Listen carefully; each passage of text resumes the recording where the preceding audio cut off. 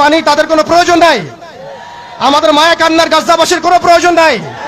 গাজাবাসীর প্রয়োজন অর্থনৈতিক সাপোর্ট, গাজাবাসীর প্রয়োজন সামরিক সাপোর্ট, গাজাবাসীর প্রয়োজন এমন একটা জাইশ, এমন একটা ফোর্স যেটা বাহির থেকে গিয়ে বাইতুল মুকাদ্দাসকে উদ্ধার করবে ইনশাআল্লাহ। আর আপনারা ভবিষ্যৎবাণী শুনে রাখবেন, ইনশাআল্লাহু আযজা ওয়া জাল আল্লাহ রাব্বুল আলামিনের এই বান্দাদের মধ্যেই এমন একটা জাইশ, এমন একটা দল আল্লাহ পাক সৃষ্টি করে দিবেন ইনশাআল্লাহ। যেই দল, যেই জাইশকে পৃথিবীর কোন সেনাবাহিনী থামাতে পারবে না ইনশাআল্লাহ। শেষ পর্যন্ত তারা বাইতুল মুকাদ্দাস মুক্ত করেই ছাড়বে ইনশাআল্লাহ।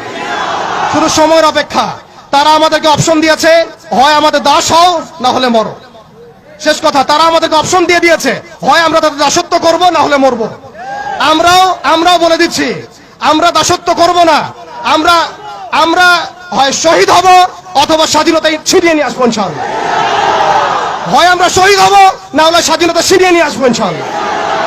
আল্লাহ পাক আমাদের বাংলা তাওহীদের জনতাকে কবুল করেন, আমিন।